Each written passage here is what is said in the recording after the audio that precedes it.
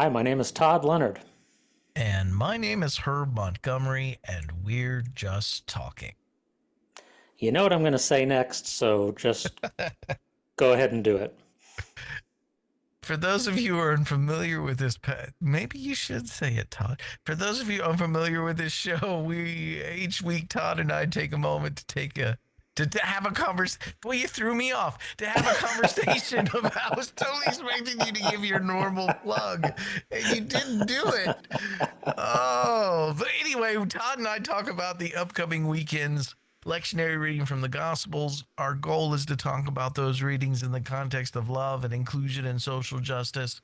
Our hope is that our conversation, our talking, will be just talking, as in justice, but that also something that is said during this time will inspire you, along with us, to do more in our justice work than just talking. So, Todd, um, yeah, your turn. What are we looking at this week? You know what I'm going to know? We don't know what I'm going to say. So we are in Luke 10:25 to 37 with a very familiar story. Yeah, this is like I was just saying before we signed on. This is so different than last week. Where last week I honestly felt like, um, we were,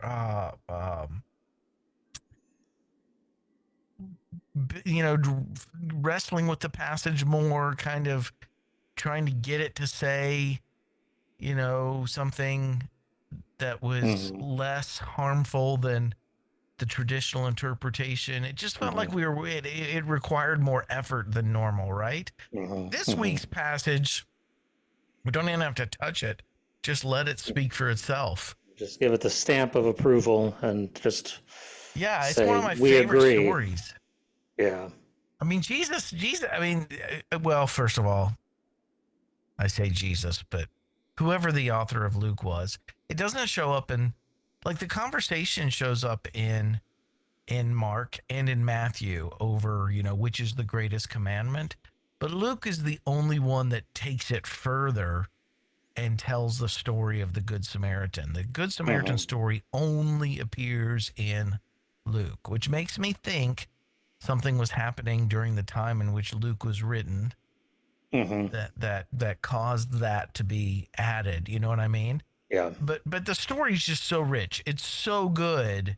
And the fact that he contrasts it with both a priest and a Levite in the Mm. system, you know what I mean? In the system Right. is so good. It's so good. And again, not, unlike in places where it seemed where he could have lazily or even more than lazily anti-Semitically just made it about a general Jewish person Right. ignoring Where if it, yeah, this is not the versus the Gospel of John. Samaritan. Right. He zeroes in on a specific position that Yes. that he was wanting to challenge Right. and confront. Yeah. So you can look at it religiously and say that, which I don't like, but you can look at it religiously and say that the author of Luke was taking a shot at Levites and priests and people, in the religious system. But remember, it wasn't Mm-hmm. just a religious system. The temple was the capital of the temple state. These were political figures as well. So really, it's not as much religious as it is political and economic. He's taking shots at the elite, at Mm-hmm. the those in power, those who are more centered and privileged and propertied in the system, right? And he's saying, here's this Samaritan that you guys look down on, this Israelite Samaritan, and here are these Judean Levites and priests, and who you think is going to be the good guys in the story, typically because of your bias and your phobia and your whatever. Mm-hmm. Here's really the hero of the story is really the one you don't expect. Right. Yeah, it is. It is a real twist. It's a plot twist. Yeah, I love this story. One of my favorites. Yeah. So any initial thoughts this week on it, Todd? I think you've made a good point about contrasting it being a strictly religious story and recognizing the political undertones that gird it. I think That's important. I and I think, well, I don't know what else I think. It's it is just such a common story that to dig into it again and let it speak in a fresh way is a little more challenging. Like some of our favorite passages in Scripture, you can have spent so much time with them that you can kind of gloss over or just Hmm. miss out on, maybe there's still more to mine out of it. So we don't do, anti-Samaritan type, you know, rhetoric today in our society, but I think it's incredibly relevant when you look at what's going on in the U.S., Hmm. where the way we feel about. I say we, and I say that very loosely. I don't own it, but the way we as a society right now are treating our South American migrant community, Hmm. this is a perfect story for that context. Right. Yeah, absolutely. Here we are And throwing workers in alligator Alcatraz or whatever, right. and here they are.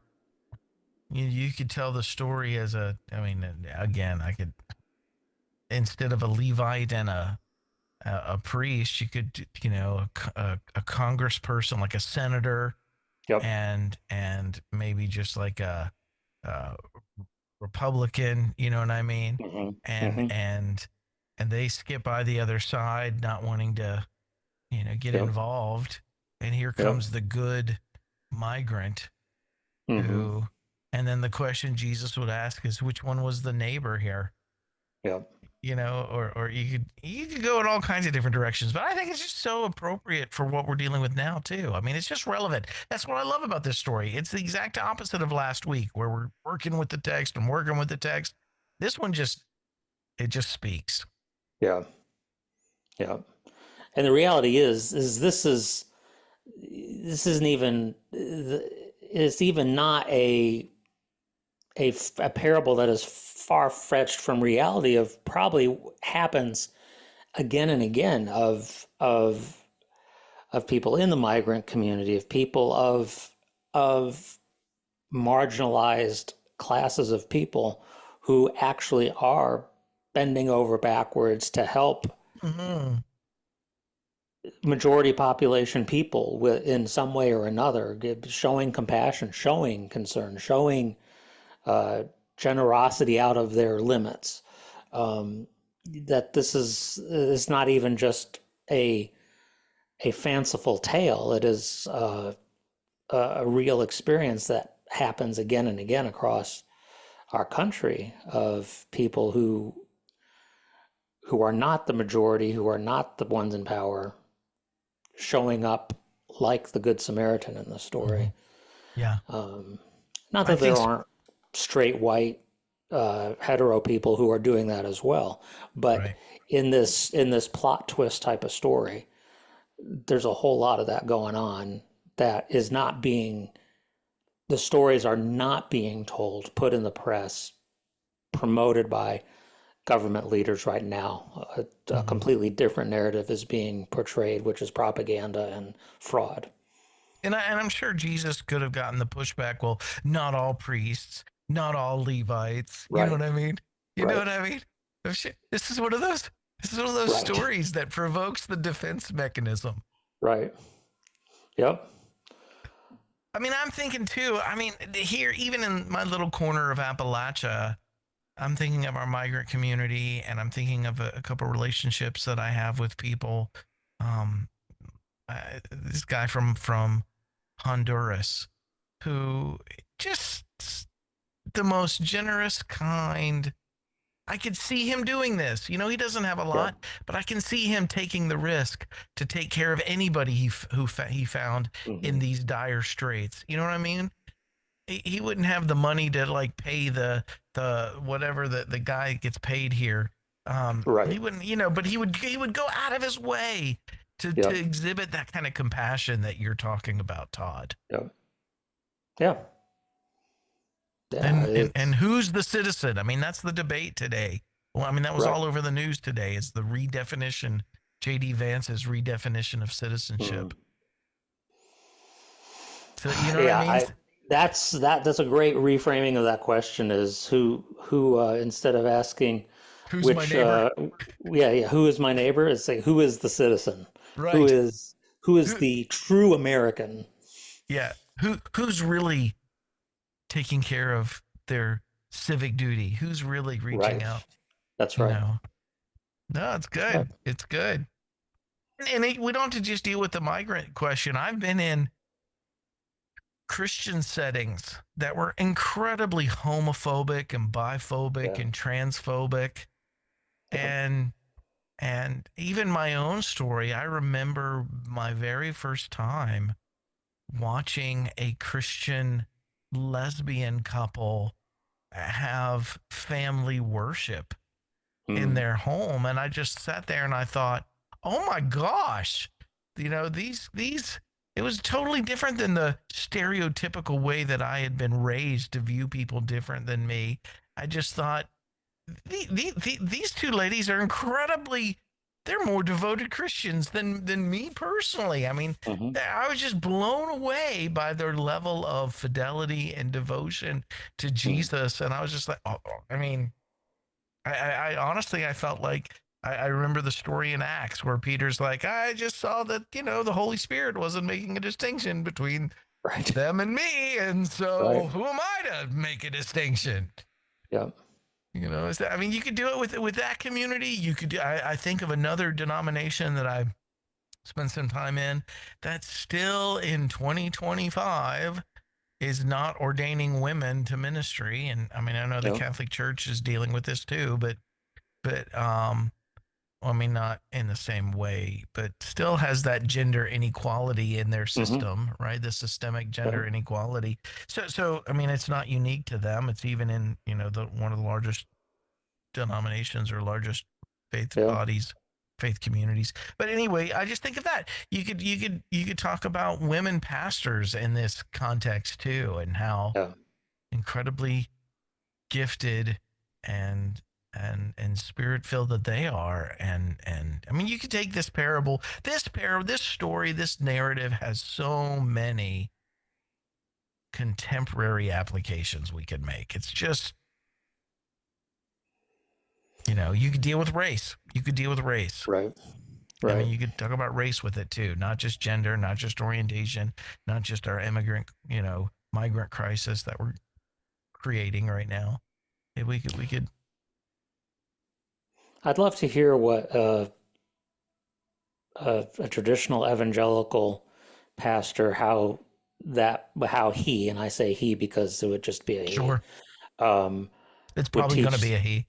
teach this passage. Um, because what how do you apply this passage to today without coming to the conclusions that you and I are discussing? How do you take this passage and say, oh, this is how we could apply it today? I don't know what they would do with it, but they would find a way to get out of the wiggle room. Or they would say, of course, if we saw somebody on the side of I've heard a pastor say through social media that, of course, if we are confronted with an immigrant, if we are confronted with somebody in need, it is our responsibility to care for them. But that does not conflict, that call by God for us to do that does not conflict with God's ordaining our country Oh my to gosh. Yeah. kick out Right. The anybody exceptionalism. that it wants to. That is not in conflict with the scripture either.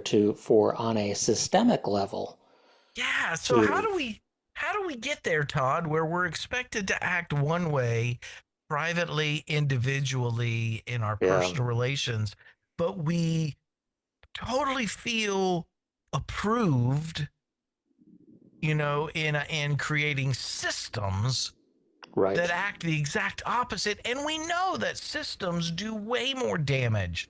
That's to right. people's lives than personal actions. That's right. You know, And that's charity will never be able to keep up with the injustice no, that is systemically baked into our systems. right. That's right.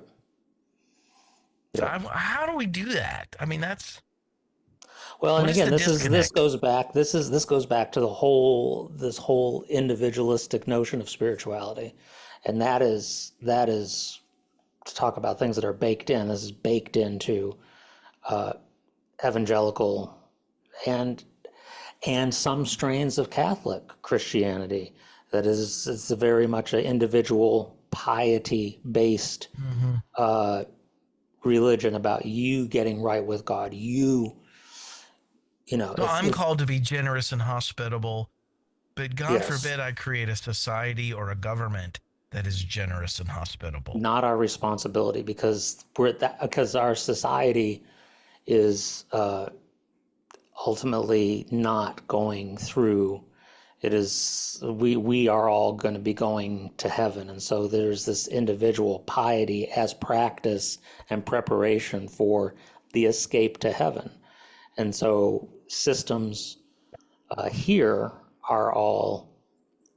So the irony is our personal piety has permanent ramifications for our eternal souls, but our societal institutions and structures and systems are not permanent.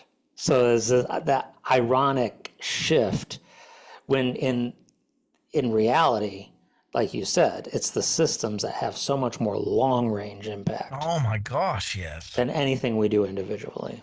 Right, right. I mean, I mean, the damage that has been done just in the last 6 months Yep. systemically in this country to, and again, I'm just thinking of our migrant population. Mm-hmm. I mean, we have far leaning right voices like I won't name them, but very well known right leaning talk show hosts, Yes. male, straight, cisgender talk show hosts, saying, "What's going on? I thought we were going to go after the criminals, and why are we going after the workers and Yeah. the day laborers and the construction workers and the gardeners and landscape? Why are we going after people at their jobs?" Right. You know, Yeah. and if they're I mean, yeah. Yeah. That's something. This is all of a sudden maybe they're recognizing that there's something more deeply insidious going on than simply trying to get rid of the criminals. Right, And right. there's Something a little bit more racist, a little more xenophobic all, yeah, than just deeply concern for. right, almost Aryan. So, yeah, almost. Yeah, yeah. It's if it smells, if it quacks like a duck, if it walks like, Yeah, what does that say? yep, So the question, who is my neighbor? I mean, that's the question in this yeah, story. yeah. Who is my neighbor? Boy, I mean, to me, even the word neighbor feels less private, individual, and more community, more Mm-hmm. societal, doesn't it? Mm-hmm. It does. Like, who am I sharing space with around me, and who am I to be relating to in a just, Right. compassionate, safe way? Yep. I mean, neighbor feels like a communal word. It does. And I can't help but think, the word neighbor always brings up Mr. Rogers. Right. Which is fine. Yeah, yeah. I mean, the neighborhood. Yep. What kind of neighborhood are we creating for our neighbors? That's more than Yeah. just private interactions with them. Yeah. It has that whole communal context to it. It's not about the gated community that you live in, then the gated property that you live in, and I mean, gated your communities have individual. neighbors too, but it's that very definition of neighbor that Jesus was seeking to transgress Correct. in this Because parable. that's right. Because he specifically identifies the hero of the story as someone who would not be welcomed into the gated community. That's right. That's right. He's the neighbor. That's right. He is the Which actual one neighbor. of these was neighbor to this? Yeah, yeah, yeah. And he couldn't even say Samaritan. Did you catch that in the story? Right. He Oh, couldn't that's even. true. He was That's like true. the one who was whatever he says, but he couldn't. He can't The even one who say the showed him word mercy. Samaritan. Yep. Yep. So we can let. And I know that evolutionarily, is that a word? Yes, it is. I think so. Evolutionarily, that being afraid of things that were different probably at one time kept us alive, right? Mm-hmm. Mm-hmm.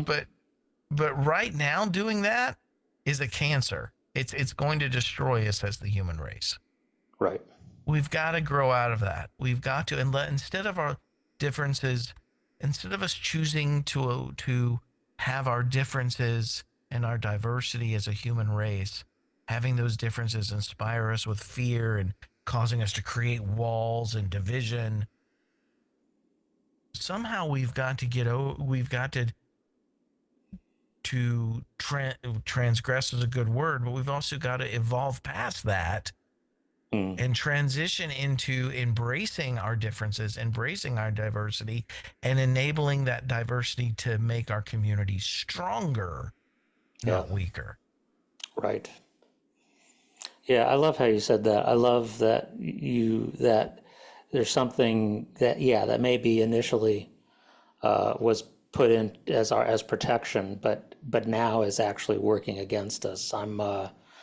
I'm spending time with a person right now who uh, developed in their childhood dissociative identity disorder, Mm, where they would literally, at, because of very traumatic experiences that they were having as a child, the mind would actually turn off her consciousness and let a different identity take over the brain to protect. yeah, that was a survival mechanism. It was a survival mechanism to protect this person from the horrific things that they were physically Mm, experiencing.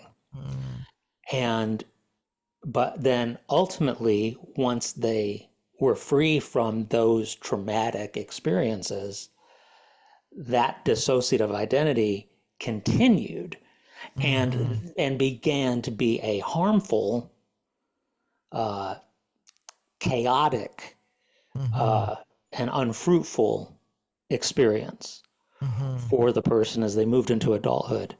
And they had to figure out a way to silence what were the protectors Mm-hmm. Mm-hmm. What at one so that point they could enabled her to function. survive, now it's doing the exact opposite. Exactly. And I think that this is what we're looking at in this story is we are saying we have this is a fundamental shift to say opening our hearts, opening our schools, opening our churches, opening our our government institutions, opening our borders, that there's a fundamental uh, recalibration that has to take place about who is our neighbor, because Mm-hmm. the the isolationism, and this is such a big thing right now in our government, is this move towards isolationism for protecting our sovereignty, is will actually, in this day and age and in the kingdom economy that we see Jesus talking about, will actually undermine and destroy the society that supposedly this isolationist mindset is called to protect. It's actually going to do the opposite, and it will harm us Mm-hmm. by taking I us away from people who are different manifestations of the human race. That's right. That's right. I mean, there's been so much work done about the benefit that migrants have contributed to American society, right? That we are better with our migrant community than without them. I heard someone recently say it. I thought it was quite eloquent that America first, that mentality often leads to America alone, and America alone leads to America last. Hmm. It's a self-defeating, Yes. isolationist um, Yes. uh, ethic. Yep. So can you think of any other differences, Todd? Any other differences that this could be applied to? We've talked about race, talked about gender, talked about sexuality, talked about citizenship and migration. Yeah. Yeah. I Maybe mean, I any think you others? could the disabled community, the Sure. for people, my passion as I'm working through school right now is folks with mental illness. Mm, That other people with stigmas as being less than or in uh, not 100% human because they carry something that's different from uh, other people's mental well-being or physical uh, makeup. Um, yeah, yeah. I think you can. And there's so many. Again, there's so many applications. This story, this narrative. I'm thankful to the author of Luke. This is the only version of the Jesus story that we have today that this story shows up in. I'm thankful that the author of Luke threw this in here. It really does carry itself. Like it Yeah, needs very little addition. It just carries itself. yeah, The for sure. point is so rich. Yeah. So, All right. so we really, there's not much else we can, I think, add to that. No, who's my neighbor? That's the magic question. Yeah.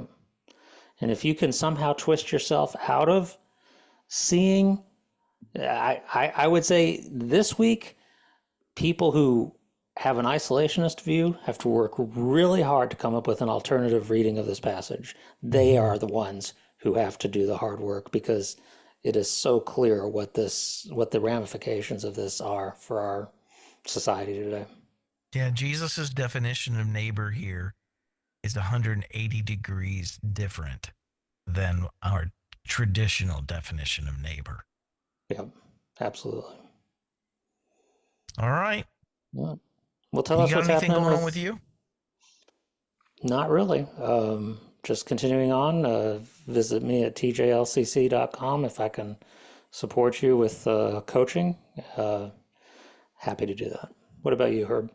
Yeah, just same old, same old. I'm leaving tomorrow to go to St. Louis for the weekend to a convention there.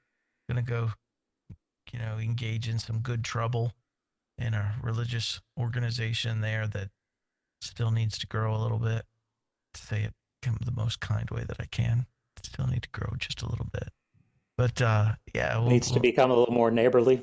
needs to readdress who their neighbor is. So Mm. anyway, we're gonna go do a little bit of support of um, the LGBTQ community in that denomination and a little bit of work there. But anyway, I'll be in St. Louis this weekend.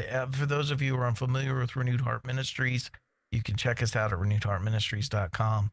Everything we offer there is free. We are a ministry that is passionate about helping people engage the intersection of their faith and whatever area of social justice that they're passionate about. And again, everything there is free. And in order to do that, we are dependent on our donors. And as always, I just want to say a thank you to all of our donors out there, everyone who supports Renewed Heart Ministries work. We couldn't do it without you. And if any of you out there would like to join them in supporting Renewed Heart Ministries work, you can do that by just going to renewedheartministries.com and clicking donate. All right. Well, everybody, thank you for being with us. We're happy to have you, and we will look forward to seeing you next week. All right. Have a great week, everyone.